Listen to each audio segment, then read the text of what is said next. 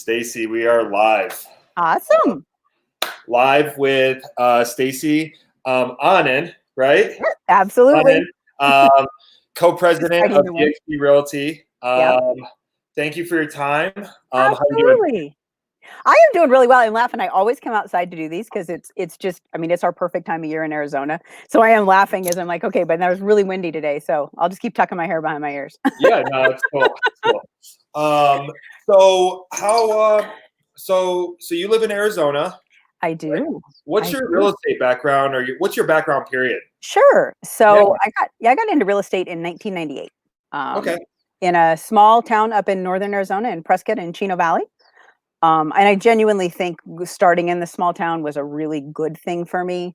It allowed me to do all different areas of real estate, from residential clear through subdivision development, through commercial, land acquisition. So it was just a really fun background.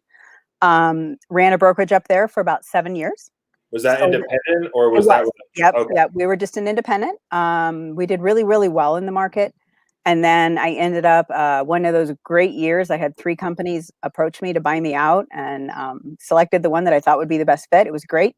Kept them as our brand for quite a few years after that. And then I ended up moving to Phoenix, which was a huge change. 15 years in real estate, and deciding for a guy, I'm going to pack up and I'm going to move to Phoenix and start my career over. It was definitely one of those take a step back and wow, this is big, right? Yeah. But I'd built some really great relationships through teaching and just through brokering, because I stayed helping them broker for the company that I sold to. And I own a CE school with one of our other employees right now, still actually. We've owned that since probably 2008 maybe. And so in going through all of that, I came down to the Valley and I'd made a lot of connections through that. And one of my broker mentors called and he's like, yeah, you need to get back into true brokering.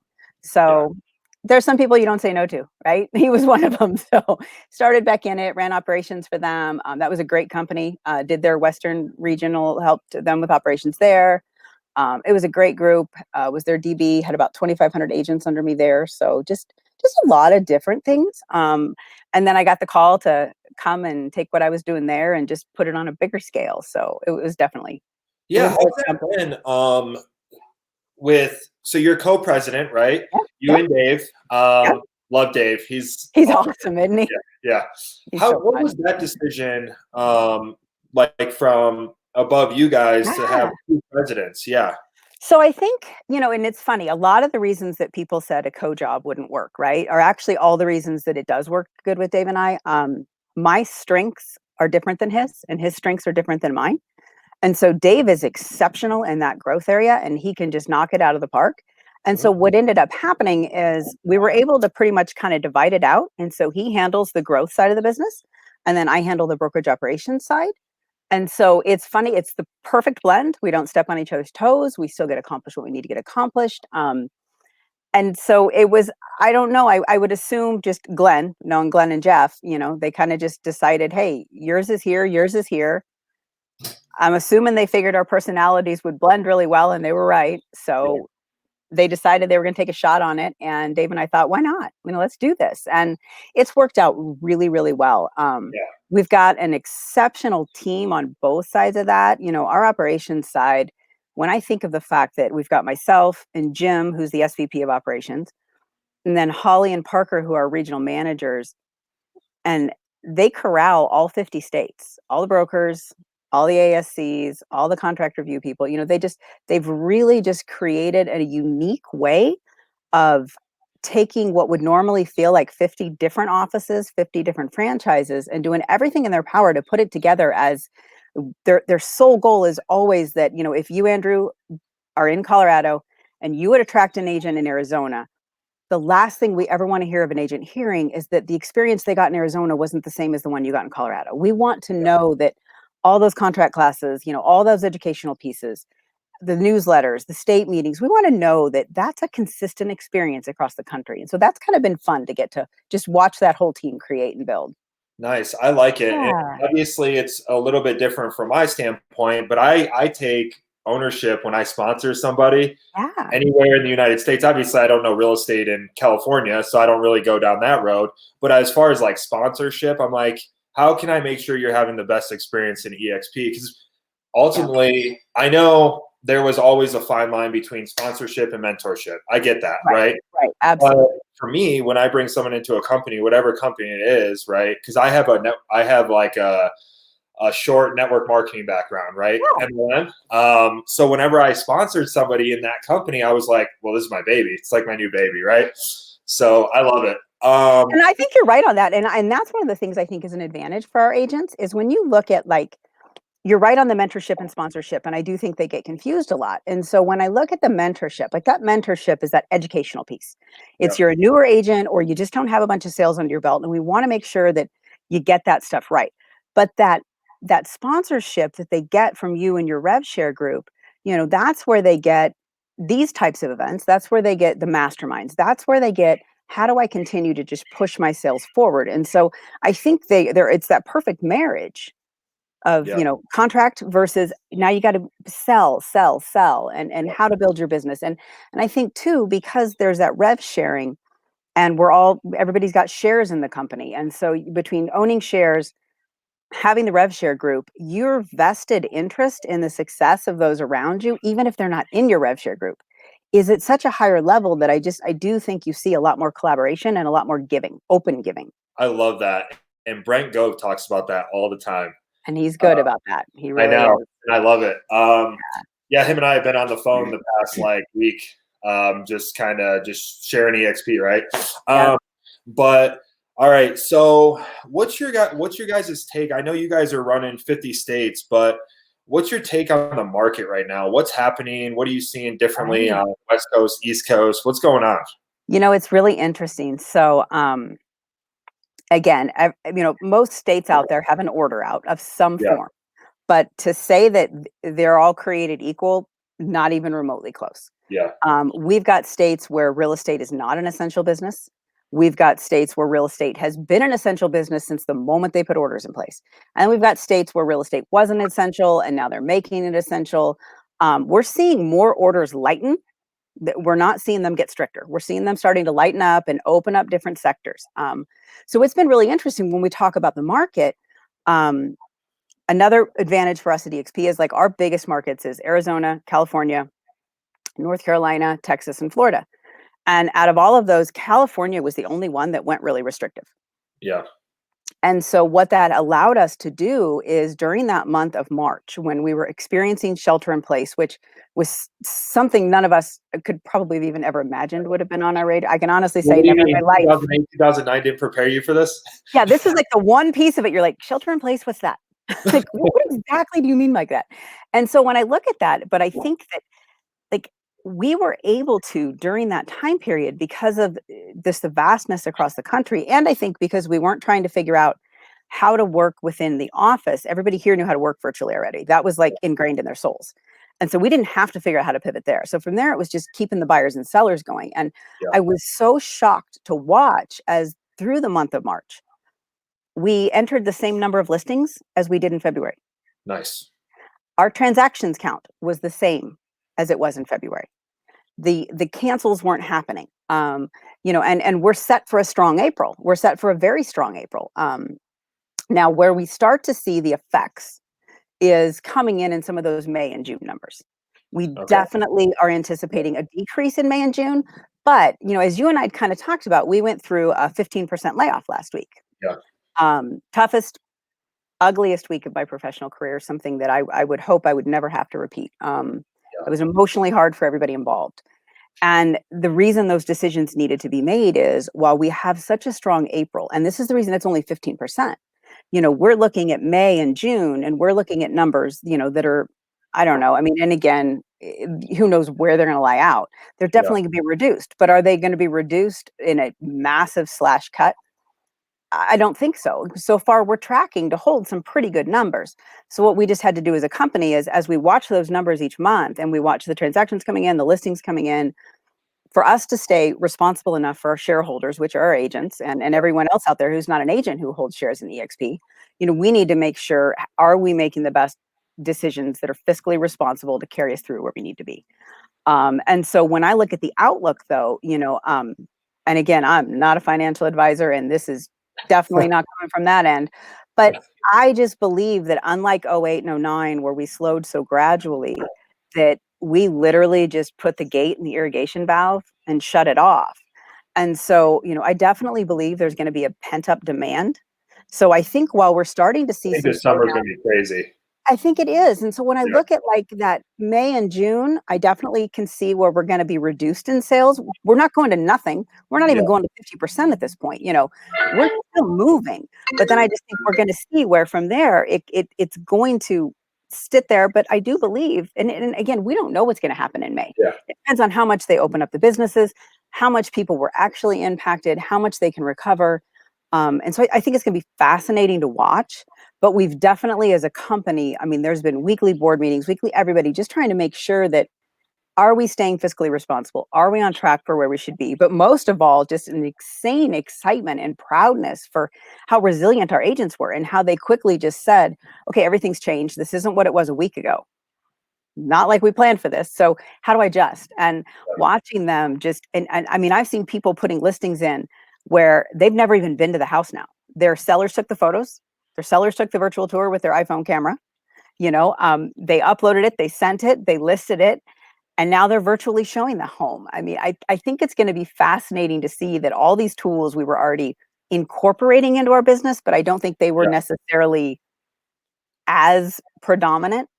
It's going to be fun to watch how predominant all of that stays as we come back out of this. Yeah. So yeah, it's been crazy here in Colorado. Obviously I wasn't in real estate in 2008, 2009. So I have this is just all new to me. Right. And I know that 2008, 2009 is completely different than what's happening right now. Right. But yeah, just trying to navigate through all this and come up with creative ways of but sometimes I feel bad. My clients are like, we want to go see the house like right now. And I'm like, oh, I want to go show you the house too. But, but so tough, isn't it? Yeah. So I'm glad you brought up the 15%. I just kind of I like to call the elephant out in the room, because people, I think eXp is such a disruptor right now. And I'm sure you feel the same way. And everybody, all 29,000 people, agents in our company feel the same way. But when that happened, people were going, pointing the finger. They were like, oh, see. And it's like,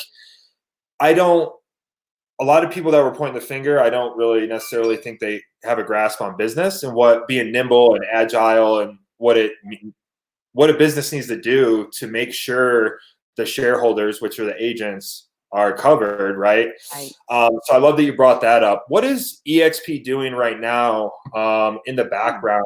Like tools you guys are working on, stuff that's happening. If you can release any of that stuff, that would be awesome. So, and it's funny. And what I'm enjoying watching is it's coming from all sides. Like even as you and I were talking pre-interview, you let me know that Jeffrey Bittner and team have put new tools into KV Core that hasn't even trickled over to my side because, we're so busy maintaining the others. So to think I even know half the new tools we've rolled out. And that's the other cool thing is we're so broad and wide at the moment that, Jeffrey can roll something out that I'll hear about soon, but I'm so head down that I don't hear about it just yet, and when I look at the brokerage ops side, I have been just flat out amazed at the way our brokers and our legal team have worked together to not only they're going through every state order. They're making sure we understand it. They're making sure that the agents know what they can and can't do. But then the brokers are also going, okay, well, that's all good and that's helpful. I want to keep my agents out of trouble. But what I'm most concerned about is, am I getting out the classes, the material, and are we getting out the stuff that's going to set them up for success to launch out the other side of this in the right path? And so, the brokers are coming together, and this is where, again, there's power in numbers. Like what I think people don't always realize is you may have one broker, two broker, three brokers, four brokers in your state, but you always have about 125 brokers backing up all your transactions because even though they're in a different state, scenarios are scenarios, right? And so they come up. And so that what you've got behind the scenes is this complete collaboration of brokers across the country going, okay, so I'm going to work on this part of this, you work on this. And so they're really working to create new tools, new ways. You'll see new classes coming up for all the eXp agents. And then that doesn't even count what's going on in the education side. Curtis Dixon and his whole team, they, I think, have over 100 hours of classes a week out right now. Dave himself is teaching a ton of the classes. One of our board members, Susie Truax, I learned she's teaching classes. You've just got, and I think that's another piece too, is when you think of our icon agents, a requirement of them is to give back. And one of the ways they give back is to teach to other agents. But when you know they're doing it from the right mindset is when they're required to give back and teach this many, but they actually teach this many. And you're just like, oh, so they get it. Like, and so we also opened up the guest passes. So people can have a guest pass for April and May that allows them to come into the world, experience what our Verbella world is like, but then also take all of those classes and really just get used to that environment. Because I mean, I know I talk about it a lot, but like our agents had at least one less pivot they had to make when we went into this, because you guys already you contacted your office virtually, you know. And one of the other nice things too is while we had the 15% layoff, that doesn't actually impact the services you get as an agent, because we're still open 8 a.m. to 8 p.m. You come into the world and there will always be someone in payment processing. There will always be someone in accounting. There will always be someone in tech. So when right now they can't walk into a brick and mortar office, nothing changed. Log into the world. Go to your state broker room. Your brokers are still sitting there all day long, ready to talk business with you. So I just think it's been one of those times where in an ugly point in our lives, our model has shown the strengths, all the things that worked really well. And so, you know, when you look around and like you said, there are some people that questioned why we had to make the layoffs, and they were heart-wrenching. I'll openly admit it was the one time in my life I've cried in front of 200 people trying to tell my remaining staff in my departments, you know, what happened. But at the end of it, it was the responsible thing to do. It was what we needed to do for where we're headed.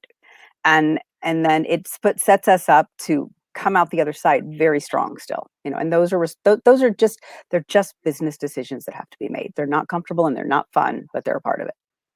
Yeah, I love that saying. I'm sure you've seen the saying by some of the top leaders. We're built for this. Yes. Yes, I love that. Because right, 10 years ago, people were, and I'm going to go on. I'm going to get on my. I'm going to go on a rant really quick, but I guess I'm just so tired of people saying like the rev share or the stock doesn't work. Right? They're still leaning on that, but 10 years, going on almost 11, that it's working. Right? There's like, so when you got the call to come to eXp, what was your initial thought? Like, what emotion were you feeling? Were you like, were you already sold on our model? No, I didn't know a ton about it. I am, everybody that does know me knows I get very tunnel visioned, right? I'm very heads down. I'm a true operations dork. You know, I love to just dig in. And so when I was there and I was brokering and doing the operations, I mean, you just stay there and you just stay focused. And so it was a really good friend of mine that I'd actually tried hiring to my company, and she ended up going to eXp. And so she's the one that called me. And you know, change is not easy for me. It's not in my nature to just jump quickly. I wasn't one of those that it was like, go, jump, go. You know, the things that I loved was how open Glenn was to talk to me in the very beginning. I mean, just open and answer any questions I needed. I loved how he just jumped into everything feet first, ready. And I think for me, it was the intrigue of, they're doing something in all 50 states that in order for other people really to do it in a lot of states, they've had to franchise, they've done other things. And I thought it was very fascinating because I'm a puzzle person, right? So he probably didn't know that about me at the time, but he won me over by a puzzle. You know, it was come over and put all this together. And, you know, because again, like, and this is something we talk about a lot, is eXp grew so fast. Like it just exploded. And so systems that they had built that were not wrong and were not bad systems by any stretch of the universe, they weren't built for the growth we had because companies don't have the growth we have. And so you build them knowing 29,000. Right. And so and so you know that when you do this, you're like, okay, well, I've got this system and it's going to take us to about 10, 15,000 agents. It should be 5-6 years from now. Great. We got this. And then when they do that in 6 months, oops, We broke it. And so, Yeah. it was fun to get to come over and try to figure out, how do we make this scalable? How do we really utilize this? And also, in order to be responsible to all of our agents and shareholders, how do we do it at the most scalable fashion, the most lean fashion we can?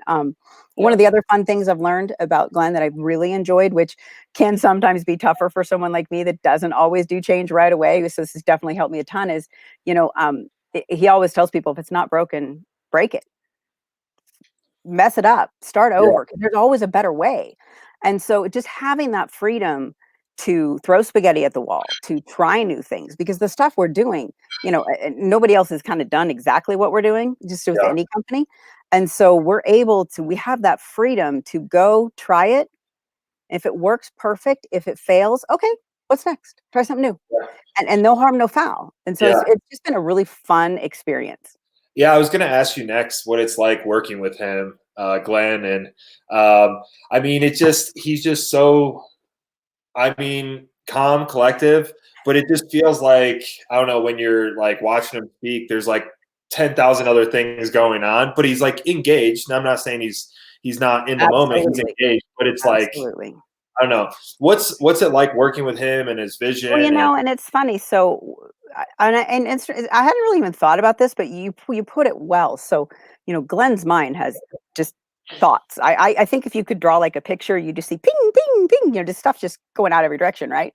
yeah, And but the one thing that makes it work, I think, for him as a founder is he can throw out an idea, he can throw out his vision, and then he hires the people around him to carry his vision out for him. He doesn't feel that need to micromanage it. He doesn't feel that need to know every step of the way. Um, he decides that you know what you're doing, you're going to try it, and he does it. He does let you fail. He absolutely lets a project you've tried fail, and that's okay.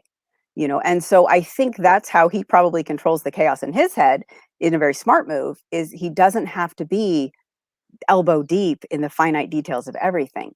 He gets to be the visionary. He gets to come back and say, "Hey, have you guys thought of this? Have you thought of that?" And so he provokes all of those thoughts and then allows his team to go and build them and grow them and expand them. And then, again, like one of the things we say a lot is, we're walking out Glenn's vision. And so as we're building all this stuff, you do try to reflect back and you do pull Glenn back in just to make sure that, am I still on your path? Just yeah, to yeah, make sure this is your vision, yeah. because it is his baby and it's his vision and he's brought it a long ways. And so that's been really fun. But he has figured out how to master that at a very high level, throw everything out there, get us going in the direction we need, but then allows us to go do it. So kind of all over the place. Questions are popping up Okay. as I'm sitting here. So the shareholder summit. Yeah. So every agent that has a guest pass until May 31st will be able to attend that, if I'm correct, or no? Oh my gosh. See, these are the moments how big we are and how many departments there are. Where's Mitch Yeah. Robinson when I need him? Like, I need a Yeah. bat phone to Mitch right now. I'm not sure. Okay. It's a great question, and let's find out, and then we can post the answer in your thread. We'll Cool. definitely ask I will. Mitch. Cool. So where just so I guess I'm like a bunch of questions are popping up. Okay. So do you see what do you see as far as like transactions and growth coming out the end of the year? Like I know so Dave runs the growth, the agent attraction side. Yeah. I know Brent Gove talks about 400,000 agents, Yeah. that's crazy. But from like the broker operations side, what do you Right. see coming throughout the rest of the year? I know we talked about a Yeah. little bit of May, June, but do you see maybe possibly bringing on those 15% again? Or I don't know. What do you see? I absolutely know we will be. I with every ounce of my being, and again, not a financial analyst and could easily Yeah. prove dead wrong. But I just feel with the way we've gone so far, the way that the growth side is gearing up with, adding the agents and adding that, I genuinely believe that I am going to be staffing back up. I am going to be gearing back up. Everything is going to come back. And then I believe we will just absolutely continue on our growth trajectory, which, at most brokerages, I'd be staffing up just for busy season here and busy season here. with us, again, because we're all across the country and busy seasons vary state by state. Yeah. So we still have a general busy season, but I expect us to end up really staffing up, because I just can't see, with the trajectory we were on, and it's stopping at a moment just briefly for everybody to think. And then instantly I watched our agents go, oh, I can do this. I can still sell. I got this. And so then they moved to figure out how to sell again. And so there is nothing in me that can't believe that we're not going to come right back, and we're going to be staffing back up, and we're going to be breaking more records. Sorry, there's an airplane going over. And we're going to be breaking more records in transactions. And, when I look at, I've only been here for 2 years, and I look at the volume increase, the growth increase. I think he's hanging out over us, by the way. The volume increase, the growth increase, which is agent count, transactions. The other cool thing too is when you look at our statistics year over year, we're not just growing. Oh my gosh, he literally is like right over my head. Yeah, he's literally like hovering. This is awesome. Yeah. And so, but we're not just growing in agent count and transactions equally. Like, what we're noticing is the productivity per agent is going up every year. So what that tells me is the rev share groups taking care of their people, helping them sell more, the mentorship programs, the classes the brokers do, the classes that Curtis's education division does. That tells me all that's working, because we're bringing agents on, and we're not just staying at the same productivity level per agent. We're upping it. We're making them more productive. So with that and growing and everything, our agent count hasn't decreased during this. So I can't see that we won't continue to go in the right direction. Yeah. I think it'll be sooner than we envisioned. Yeah. Is he just still doing donuts? Yeah, that's my husband's letting me know he's definitely still circling above us. Sorry. It's gonna be loud. One last question.